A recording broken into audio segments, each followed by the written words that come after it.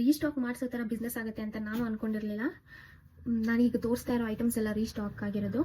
ಇದು ಒಂದು ಆ್ಯಂಡ್ ಈ ಇಯರ್ ಕಫ್ ಇದನ್ನೆಲ್ಲ ಹೇಗೆ ವೇರ್ ಮಾಡೋದು ಅಂತ ನಾನು ಪ್ರೀವಿಯಸ್ ವೀಡಿಯೋಗಳಲ್ಲಿ ಹಾಕಿದ್ದೀನಿ, ಚೆಕ್ ಮಾಡಿ.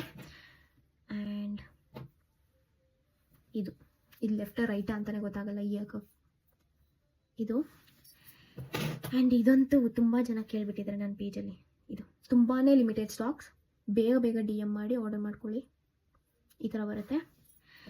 ಆ್ಯಂಡ್ ಈ ನೆಕ್ ಪೀಸ್ನ ನಾನು ಪೋಸ್ಟು ಹಾಕಿಲ್ಲ, ವೀಡಿಯೋನೂ ಹಾಕಿಲ್ಲ. ಆ್ಯಕ್ಚುಲಿ ರಿವ್ಯೂ ನೋಡಿ ಕೇಳಿದ್ದಾರೆ ಇದನ್ನ, ಈ ಥರ ಬೇಕು ತರಿಸ್ಕೊಡಿ ಅಂತ. ನಾನು ಇದು ಅವ್ರಿಗೋಸ್ಕರ ತರಿಸಿರೋದು. ಇದು ಆ್ಯಕ್ಚುಲಿ ನಾನು ಯಾವಾಗ ಬಿಸ್ನೆಸ್ ಸ್ಟಾರ್ಟ್ ಮಾಡೋದು ಅವತ್ತೇ ಫಸ್ಟ್ ಡೇನೇ ತೊಗೊಂಡ್ಬಿಟ್ರು. ಇದಕ್ಕೆ ಇಯರಿಂಗ್ಸು ಈ ಥರ ಬರುತ್ತೆ.